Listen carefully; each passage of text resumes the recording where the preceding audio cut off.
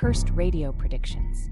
It started innocently enough when I was clearing out my grandfather's dusty old basement, a place cluttered with forgotten memories and relics of a lifelong past. Among the cobweb-covered boxes and the musty scent of old wood, I found an ancient radio, surface worn and buttons nearly illegible. As I absent-mindedly turned one of the dials, the radio crackled to life, playing a faint signal. I recognized the voice of a local news anchor, but the story that followed seemed strange, something about a factory fire downtown. I shrugged it off, thinking nothing of it, until I saw the same report on TV a week later. The fire had just happened, exactly as the radio had described. Curiosity, mixed with a sense of unease, pulled me back to the basement day after day. I began to notice a pattern. Every time the radio switched on by itself, it would broadcast events that had yet to occur.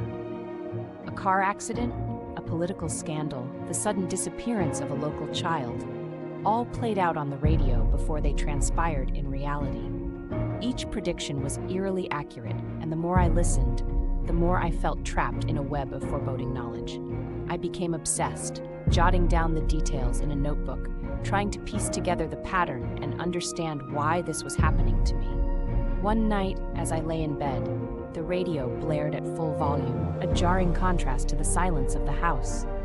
I rushed downstairs, my heart pounding with a mix of dread and anticipation. The broadcast was different this time. The anchor's voice was distorted, almost whispering, and I could barely make out the words. It was speaking about a house fire, an address I recognized instantly, my own. In a panic, I raced to check for any signs of danger, but the house was still and quiet, the threat seemingly non-existent. I convinced myself it was just a malfunction, a cruel trick of the mind. Days later, the radio fell silent, refusing to turn on no matter what I tried. The relief was short-lived, though, as reality caught up with the prophecy. A faulty wire in the basement sparked a blaze while I was out, consuming the house and everything within. The devastation was complete, and as I sifted through the ashes, I found the radio, pristine and untouched. It was then I realized that the radio hadn't been predicting the future. It was orchestrating it.